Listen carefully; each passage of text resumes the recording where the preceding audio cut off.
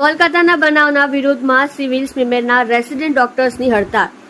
કોલકાતા મહિલા ડોક્ટર સાથે દુષ્કર્મ હત્યા કેસમાં મહિલા ડોક્ટરે અને તેના પરિવારને ન્યાય મળે અને આરોપી કડક સજા થાય તે માટે આજે સવારે સુરત નવી સિવિલ અને પાલિકાની સ્મિમેર હોસ્પિટલના રેસિડેન્ટ ડોક્ટરો અને ઇન્ટર્ન ડોક્ટરો હડતાળ પર કેમ્પસમાં રેલી કાઢી વિરોધ પ્રદર્શન કર્યું હતું.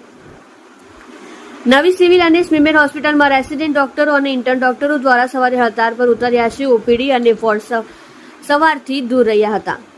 જો કે ઇમરજન્સી વિભાગ અને આઈસીયુમાં ડોક્ટરો ફરજ બજાવી રહ્યા છે. જો કે આજે સવારે બંને હોસ્પિટલમાં રેસિડેન્ટ ડોક્ટરો વિવિધ ઓપીડીમાં આવ્યા નહીં. જેના લીધે ઓપીડી બહાર દર્દીઓની લાંબી લાઈન લાગી હતી.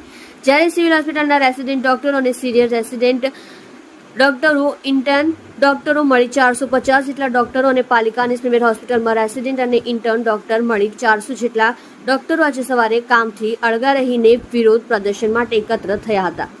બાદમાં બંને હોસ્પિટલ કોલેજોમાં મોટી સંખ્યામાં ડોક્ટરો વિફો જસ્ટિસ તાનાશાહી નહીં ચલેગીના સૂત્રોચ્ચાર સાથે કેમ્પસમાં રેલી કાઢી હતી. તેમજ ડોક્ટરોએ રોષ ઠાલવી કહ્યું હતું કે જ્યાં સુધી દુષ્કર્મ હત્યા કેસ મહિલા ડોક્ટરો અને તેમના પરિવારજનો ન્યાય નહીં મળે અને આરોપી સામે કડક કાર્યવાહી કરવામાં આવશે નહીં ત્યાં સુધી હડતાળ પર રહીશું. જો કે બંને હોસ્પિટલમાં ડોક્ટરોની હડતાળના લીધે સારવાર અર્થે આવેલા દર્દીઓને હાલાકી વેઠવી હતી.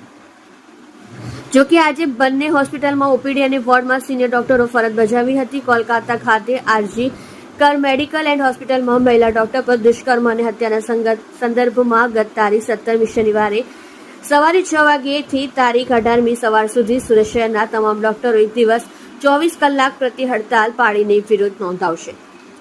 જો કે ડોક્ટરો પોતાની બધી મેડિકલ સર્વિસ બંધ રાખશે. ઇમરજન્સી સેવાઓ ચાલુ રહેશે તથા Indian medical association Surat branch દ્વારા તારીખ 17મીએ શનિવારે સવારે 9 વાગે સિવિલના ઓડિટોરિયમમાં જનરલ મીટિંગનું આયોજન કરવામાં આવ્યું હતું. ત્યારબાદ સવારે 10:30 વાગે આઈએમએ સહિત વિવિધ ડોક્ટરોના 500થી વધુ ડોક્ટરો અને પેરામેડિકલ સ્ટાફ સહિતના લોકો એકત્ર થઈને નવી સિવિલ ખાતે રેલી કાઢીને કલેક્ટરને આવેદનપત્ર આપવા નીકળશે એવું આઈએમએના સેક્રેટરી ડોક્ટર વિનેશ શાહે કહ્યું હતું.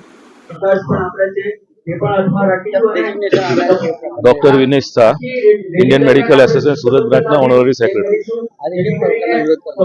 આજે જે બધાને જ ખબર છે કોલકાતામાં જે જઘન્ય ઘટના બની છે અમારા રેસિડેન્ટ ડોક્ટર જોડે, તેના વિરોધમાં આઈએમએ હેડક્વાર્ટર અમારા Indian medical association headquarter new દિલ્હીની ગાઈડલાઇન મુજબ ઇન્ડિયન મેડિકલ એસોસિએશન સુરત બ્રાન્ચના બધા જ તબીબો આજે સવારે 6 વાગ્યાથી મેડિકલ સર્વિસ બંધ રાખેલી છે અને આ મેડિકલ સર્વિસ કાલે સવારે 6 વાગ્યા સુધી બંધ રહેશે અને ઇમરજન્સી સેવા ચાલુ રહેશે. આજે સવારે 6 વાગ્યાથી લઈને કાલે સવારે 6 વાગ્યા સુધી તો આ મેડિકલ સર્વિસ બંધ રહેશે અને આગળ જે ગાઈડલાઈન આપશે તે પ્રમાણે આગળ બી ચાલુ રહેશે. માંગણી સ્વીકારવામાં નહીં આવશે તો આ લડત આગળ જલદ રીતે ચાલુ રહેશે.